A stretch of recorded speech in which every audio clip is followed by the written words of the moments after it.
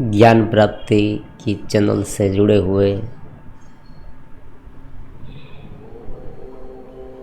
हमारे सभी साधक मित्रों का अभिवादन करते हैं जो गुरु प्रदेश से जुड़े हैं।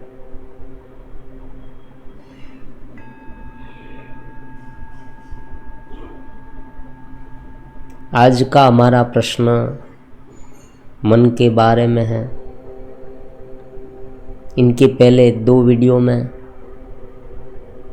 ये बात समझने की कोशिश हमने की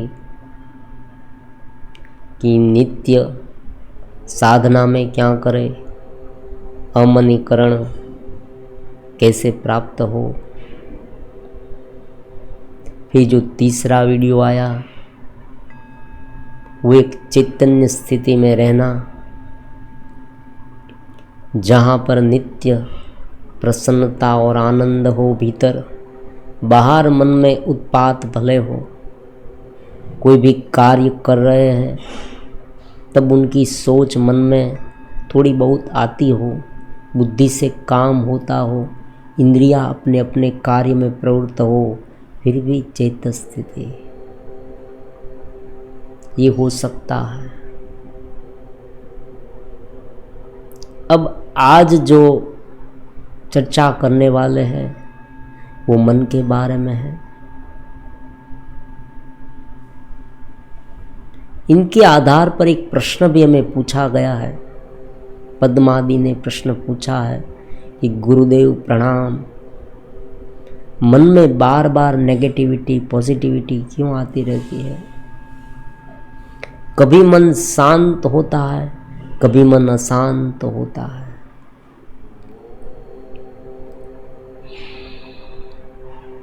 सभी साधकों की ये परेशानी है। मन लंबे समय तक एक ही स्थिति में नहीं रह सकता।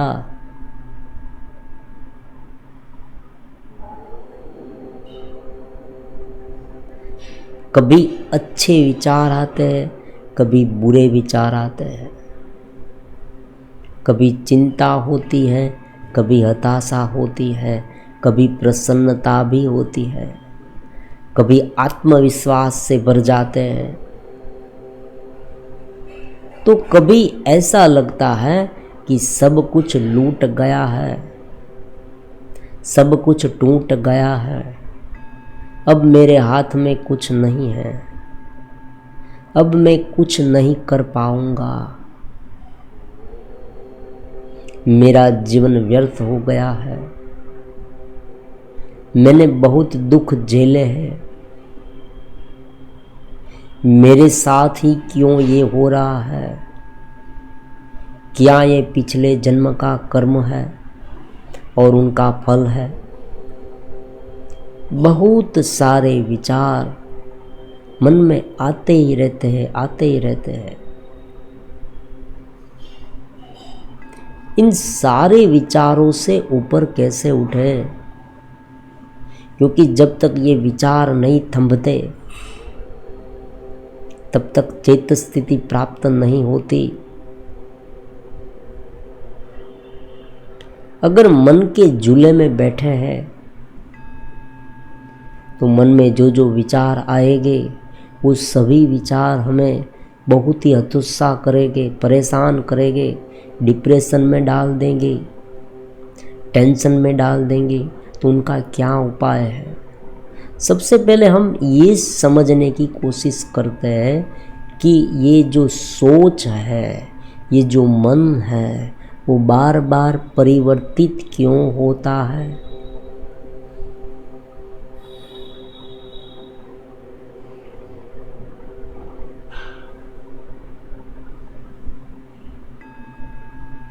प्रत्येक सिद्धांत को समझने के लिए शास्त्र की अवधारणा, शास्त्र में क्या समझाया गया है, उनके बारे में भी बीच बीच में हम समझते हैं। तो यही बात अर्जुन ने भी भगवान श्री कृष्ण को पूछी थी। अर्जुन ने भगवान श्री कृष्ण को पूछा था भगवद गीता के 6ठे अध्याय में कि हे प्रभु, आपने कहा कि योग जो है वो स्थिर मन से होता है। योग जो है वो स्थिर मन से होता है, लेकिन मन तो चंचल है। इस चंचल मन का क्या करे? क्षण क्षण में वो बदल जाता है। इंद्रिय के विषय उन पर आक्रमण करते हैं।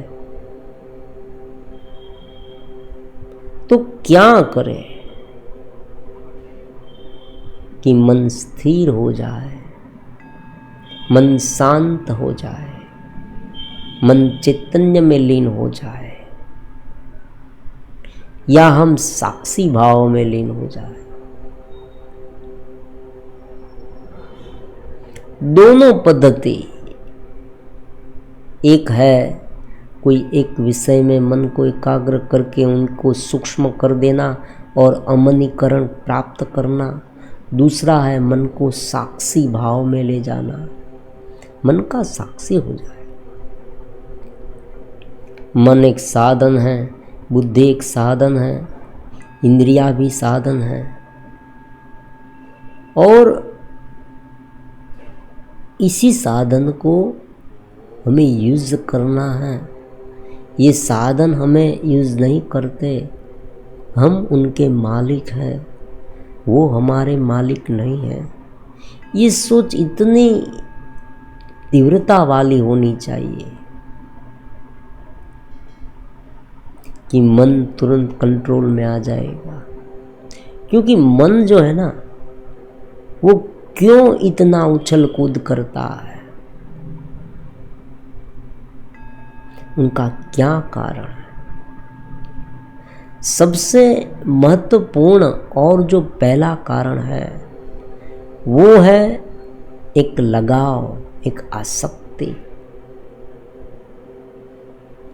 कोई ना कोई चीज ऐसी है कि जिन पर हम ज्यादा आसक्त है। आप देखना, जब भी मन कोई विषय पर बार बार जाए तब ये ढूंढ निकालना कि मुझे किस विषय पर ज़्यादा आसक्ति है। क्योंकि अगर कोई एक विषय पर, वस्तु पर, व्यक्ति पर, संबंध पर, व्यक्ति, वस्तु, स्थल और काल पर ज़्यादा आसक्ति है तो वो चली जाएगी ऐसा भय लगेगा।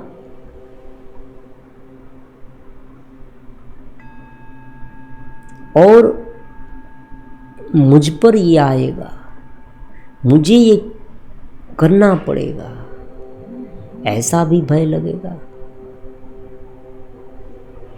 तो ये जो आसक्ति है कोई एक विषय पर, यही आसक्ति हमें बार बार विचलित कर देती है।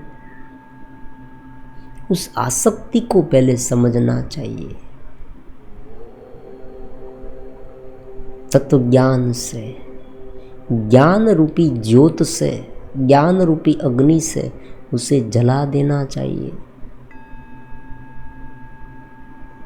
अब दूसरी बात है, वो एक हैबिट है, एक आदत है। मन की जो चंचलता है ना, वो केवल आसक्ति के कारण ही होती है, ऐसी बात नहीं है। कभी कभी आदत वसात हमें पड़े रहने की आदत है, कुछ नहीं करने की आदत है। अपने चेतना में, अपनी साधना में, गुरु प्रदेश में जुड़ने के लिए हम इतने तत्पर नहीं हैं। हमारी जो आकांक्षा है, हमारे जो संकल्प है साधना के, वो बहुत ही कमज़ोर है। इसलिए क्या होता है, मन में जो जो सोच उत्पन्न होती है वो हम होने देते हैं। मन बहक जाता है तो हम उनके साथ बहक जाते हैं। मन में राग विषय सब उत्पन्न होता है तो हम उन पर ध्यान नहीं देते, हम बेध्यान हो जाते हैं, उन पर ध्यान ही नहीं देते कि अरे क्या हो रहा है। जागृत नहीं है, फिर धीरे धीरे ये अजागृतपन है ना, वो आदत में बदल जाएगा। इस तरह से बेध्यान रहने की हैबिट बन जाएगी। जीवन को हमने सजोया नहीं है, कोई टाइम टेबल भी नहीं है। शुरुआती साधक के लिए बहुत जरूरी है। अगर जीवन में नियमितता नहीं है तो मन की उछल कूद इतनी होगी कि हम उनको माप भी नहीं सकेंगे। परमात्मा भी कहते हैं कि इस मन को काबू में रखने के लिए क्या करना चाहिए। अभ्यासेन तु कौन्तेय वैराग्येण च गुह्यते। अर्जुन जब ये प्रश्न भगवान श्री कृष्ण को पूछते हैं कि हे प्रभु, चंचल ही मन कृष्ण प्रमाथि बलवृद्दृढम् तस्याहं निग्रहं मन्ये वायोरीव सुदुष्करम्। अर्जुन ये प्रश्न पूछते हैं कि परमात्मा, हे प्रभु, आपने जो योग बताया है परम कल्याणकारी है, लेकिन ये योग तब सिद्ध होगा जब मन स्थिर होगा। और मन को स्थिर करना वायु को नियंत्रण में करने जैसा है। जैसे कोई व्यक्ति वायु को स्थिर नहीं कर सकती सरलता से, उसी तरह से ये मन को भी स्थिर करना अति दुष्कर है। चंचलम प्रमाथि बलवृद्दृढम् तस्य निग्रहम अहम वायो एव सुदुष्करम मन्ये। मैं ये मानता हूँ कि ये वायु को कंट्रोल में करने जैसा है। भगवान कहते हैं असंशयम महाबाहो मनो दुर्निग्रहम चलम अभ्यासेन तु कौन्तेय वैराग्येण च गुह्यते। अभ्यास और वैराग्य के माध्यम से तुम उन पर कंट्रोल कर सकते हो।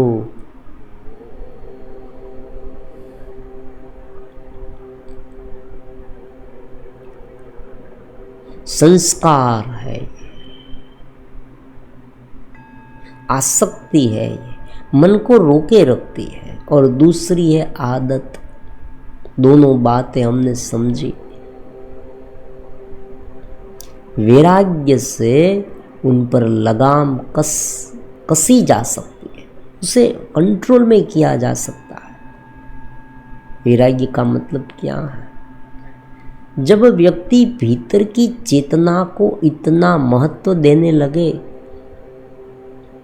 बाह्य वस्तु को क्षुल्लक माने, अपने कर्म को निमित्त समझे, मैं जो काम कर रहा हूँ ये काम मुझे सौंपा गया है, मेरे पास जो चीज वस्तु है वो सारी वस्तु नाशवंत है, परमानेंट नहीं है, मेरा शरीर आवागमन करने वाला है, मेरा जन्म होगा, मेरा मृत्यु होगी, ये सब ये शरीर की होती है। मैं तो परमानेंट शाश्वत सत्य हूँ, मैं चैतन्य हूँ, मैं आनंद हूँ। ये सिद्धांत उनके मन में इतना गड़ जाए,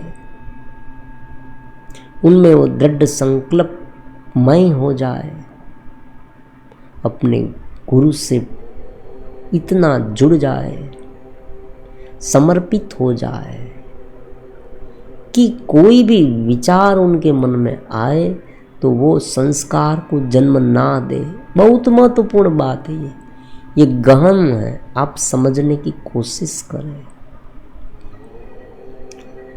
संस्कार से ये होता है, आसक्ति से होता है। आसक्ति का मतलब है इकट्ठे हो गए संस्कार, संस्कार का जमेला। कोई एक वस्तु के बारे में बहुत बार आपने सोचा है, कोई एक व्यक्ति के साथ आप लंबे समय से रहते हैं, कोई एक सजातीय विजातीय के साथ वासना से आपका संबंध है, कामना से संबंध है, तो ये कामुकता, ये वासना, ये आसक्ति मन को बार बार हिलाती रहेगी। भय क्यों लगता है? भय इसलिए लगता है कि जो हमारे पास है वो छूट ना जाए। हमें ऐसा डर क्यों लगता है? क्योंकि हम उस विषय पर आसक्त हैं। अब आसक्ति से छूटने के लिए क्या करें? देखो, एक प्रश्न दूसरे प्रश्न, एक प्रश्न का उत्तर दिया तो उनका काउंटर क्वेश्चन उत्पन्न हो जाता है, तो सभी प्रश्न के उत्तर यहाँ मिलेंगे। आसक्ति का के कारण मन इधर उधर चलित हो रहा है, ये तो समझ लिया। मन जब इधर उधर चलित होने लगे तब उनकी पड़ताल करें, उन्हें यूं ही चलित होने मत दीजिए। ये लालटेन है आपके लिए, सभी साधक के लिए जो हमारे साथ जुड़े हैं। आपका मन अशांत है तो कोशिश करें, क्यों अशांत है, वो किस विषय पर ज़्यादा टिक जाता है उस विषय को ढूंढें, उसे ज्ञान की तलवार से छेद दीजिए। परमात्मा कहते हैं 15वें अध्याय में भगवद गीता के, छिदन्ति असंग शस्त्रेण दृढ़ेन चित्वा, असंग शस्त्रेण, असंग शस्त्रेण दृढ़ेन चित्वा। स्त्री पर मोह है, अत्यंत मोह है, तो उनके शरीर के भीतर क्या है वो सोचे, उसे प्रतिचिंतन कहते हैं। देखो, योग के पास, ज्ञान के पास, तत्वज्ञान के पास और गुरु के पास सभी प्रश्न के उत्तर होते हैं साधना के। अब साधना क्यों नहीं कर पाते, अब क्या कहाँ अटक रहे हैं, अब बताएंगे तो पता चल जाएगा तुरंत।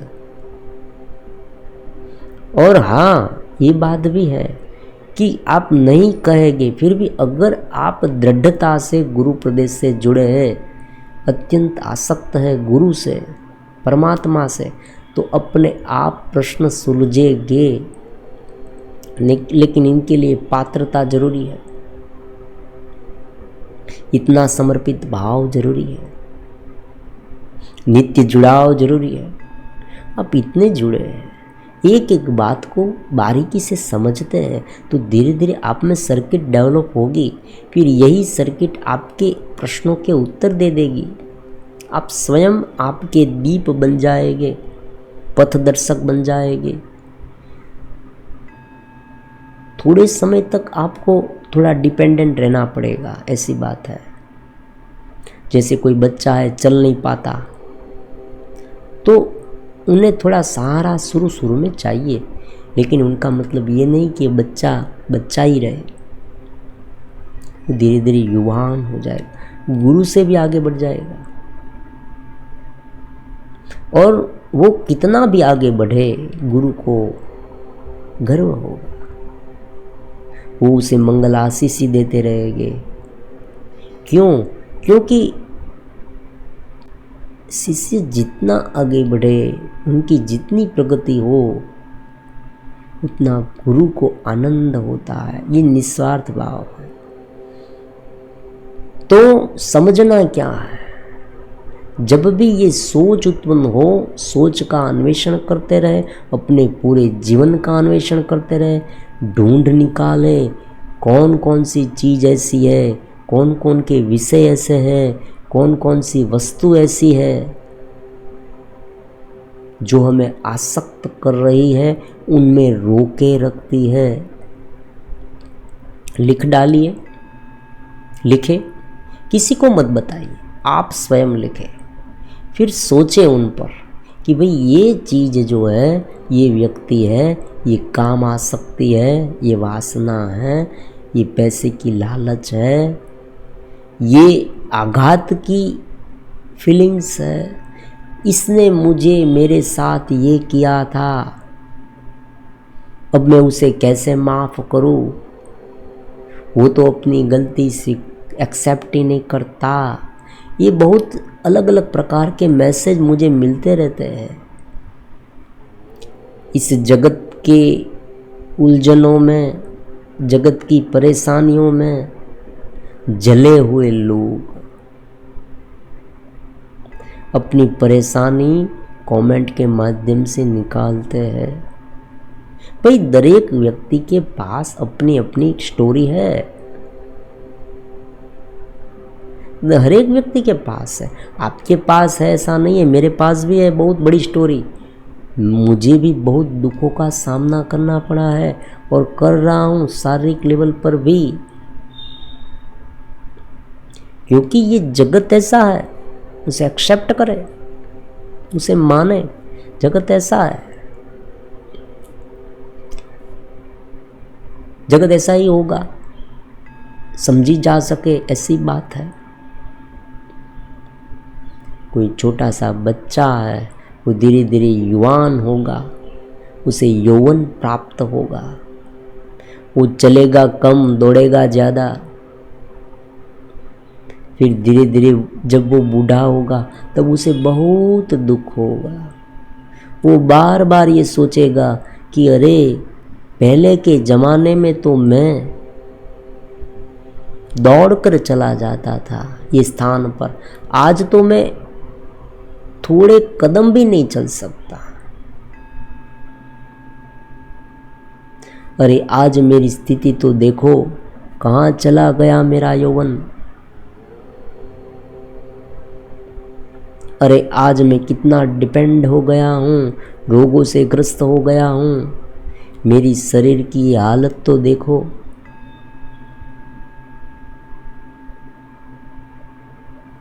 पूरी तरह से खा भी नहीं सकता, ज़्यादा खाता हूँ तो पेट में गड़बड़ी होने लगती है,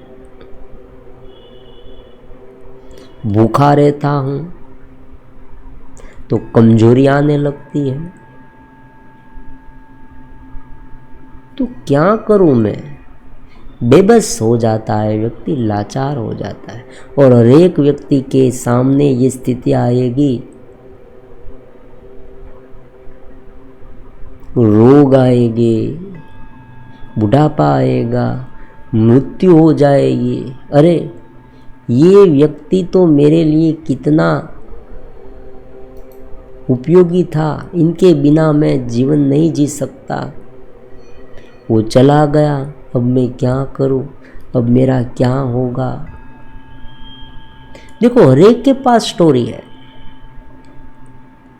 अगर कोई भी व्यक्ति को पकड़कर एक कोने में बिठाकर आप उसे कोरा कागज देंगे और एक पेन देंगे और उसे बताएंगे भी तुम अपनी स्टोरी लिखो, बहुत लिखेगा वो, मुझे ये हुआ, वो हुआ, उसने ये कर दिया, ये कर दिया, वो कर दिया। और ऐसा हो ही नहीं सकता कि आपके पास कोई स्टोरी ना हो, कोई एक व्यक्ति को दुख ना हुआ हो, ऐसा हो ही नहीं सकता।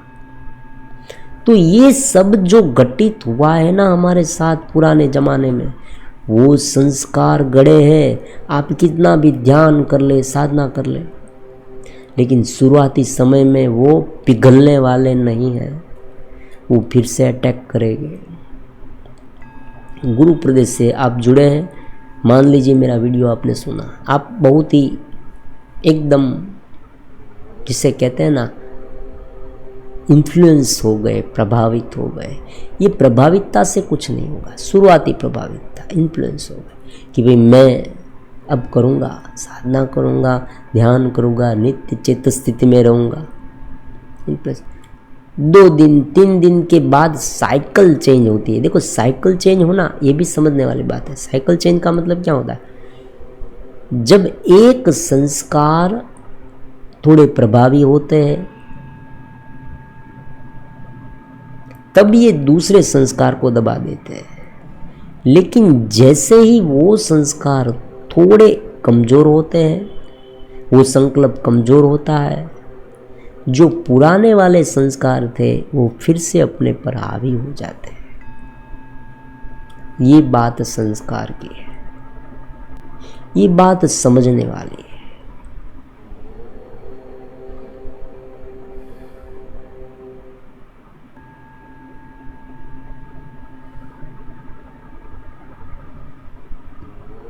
तो क्या हो गया? संस्कार, आसक्ति, आदत, किसी की सोबत भी महत्वपूर्ण है। आप किनके साथ रहते हैं? जो व्यक्ति आपके जीवन में ज़्यादा प्रभाव डालता है, उनके साथ आप रहते हैं, वो आपकी सोच पर बहुत इफेक्ट करेगा। इसलिए आपको ऐसी सोबत रखनी चाहिए। गुरु प्रदेश हम क्यों कहते हैं? क्योंकि जुड़ाव है ना।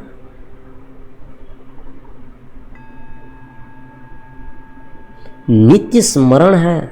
सुबह उठे तुरंत ही ये बात याद कर ले चेत स्थिति की, कि भी मुझे चेत स्थिति में रहना है। आसक्ति का ख्याल आए तुरंत समझ जाना, भाई देखो ये तो शरीर के लेवल पर है, मन के लेवल पर है, हमारे गुरु ने बता दिया। फिर से अपने स्वरूप में जाए।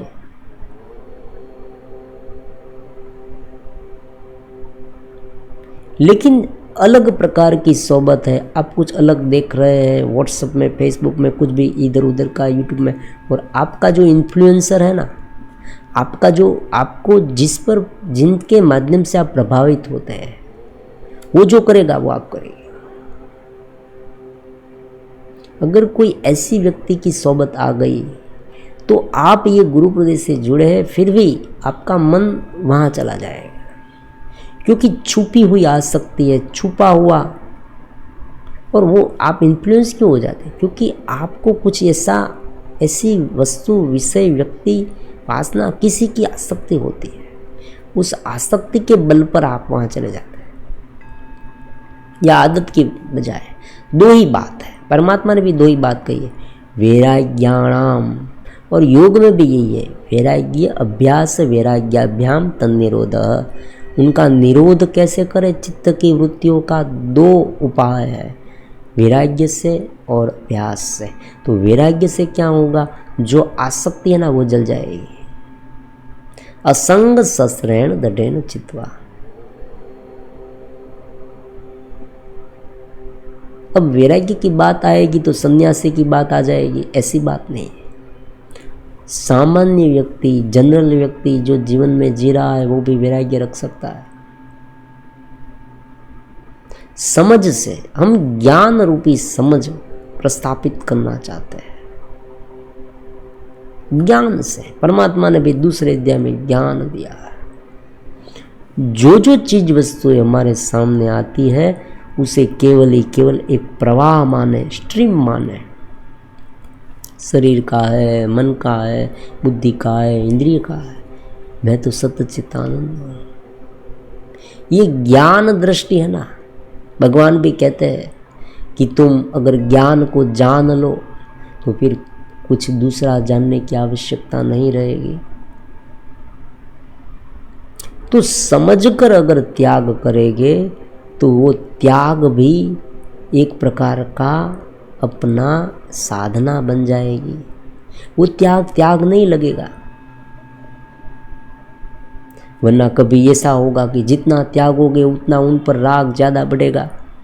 ज्ञान नहीं है तो दबाव से मुझे ये नहीं करना है, दबा दिया, लेकिन थोड़े ही दिन बाद तुरंत ही धीरे धीरे करना यार, इस तरह से मन हमें समझाता रहेगा। लेकिन समझे तो कि भाई ये जो चीज़ वस्तु है वो नाशवंत है, मैं शाश्वत हूँ, मैं सत्य चित्त हूँ। और धीरे धीरे सांस पर ध्यान दे, प्राणायाम करे, अपनी चेतना में रहने का प्रयास करे। इस तरह से ज्ञान के माध्यम से उसे तिरोहित करते जाए तो वो फिर से उत्पन्न नहीं होगा। क्योंकि संस्कार जल जाते हैं। और दूसरी बात है आदत, उनके लिए नित्य नियमित अभ्यास जरूरी है। अपने जीवन को ढालें, सुबह इस समय पर उठेंगे। ये आपने देखा होगा, पुराने समय के लोग कुछ एक संकल्प लेते थे कि भाई मैं मंदिर जाके भगवान के दर्शन करने के बाद ही खाना खाऊंगा। ऐसा क्यों करते थे? एक नियमितता है। रोज सुबह उठकर सबसे पहले भगवान के दर्शन करूंगा, तो वो सुबह उठेगा, एक आदत बन गई। तो ये जो आदत धीरे धीरे धीरे ढलती जाएगी, संस्कार को कमजोर करती जाएगी, जलाती जाएगी, संस्कारों का गलन होगा जो लंबे समय से गड़े हुए हमारे। देखो, निष्क्रियता भी योग नहीं है। ऐसी बात नहीं है कोई व्यक्ति को कोई विचार ही नहीं आता तो वो परब्रह्म हो गया, मतलब योग में स्थिर हो गया। ऐसा भी हो सकता है वो मूढ़ हो गया हो, पड़ा रहता हो। ब्रह्माकार वृत्ति होनी आवश्यक है। इनके बारे में इनके बाद वाले वीडियो में हम समझाएंगे ये ब्रह्माकार वृत्ति क्या है। चित्त स्थिति में ब्रह्माकार वृत्ति उत्पन्न होती है। हम जागृत रहकर चेतना में रहे, ये बात है। नींद में चले जाए ये अलग बात है। मन को अगर मान लीजिए आपने कोई ऐसी दवाएं ले ली, आजकल लोग करते हैं फॉरेन में, ऐसे ड्रग्स ले लेते हैं। ड्रग्स के कारण उनका मन जो है ना, चेता तंतु पूरा न्यूरॉन्स सिस्टम पूरी स्टॉप हो जाती है, कोई विचार नहीं आता है और वो पड़ा रहता है। उसे बहुत मज़ा आती है, नशे में नशेड़ी हो जाता है। तो क्या वो योगी हो गया, ज्ञानी हो गया? नहीं, ये तो एक प्रकार की टेम्परारी रिलीफ है। जैसे ही वो फिर से जागेगा, जैसे ही उनका नशा उतरेगा, फिर से जैसा था। और इस समय तो वो ज़्यादा उद्वेगित हो जाएगा क्योंकि यहाँ उनकी जो न्यूरॉन्स कमज़ोर हो जाएगी, फिर से उसे नशा लेना पड़ेगा, आदत बन जाएगी, उनका सब बर्बाद हो जाएगा, शरीर भी बहुत सारे रोग का घर हो जाएगा। तो ज्ञान बिना नशा किए नशा कराता है। ध्यान का नशा, गुरु प्रदेश से जुड़ने का नशा, परमात्मा से जुड़ने का नशा, आनंद का नशा ज्ञान कराता है, ध्यान कराता है।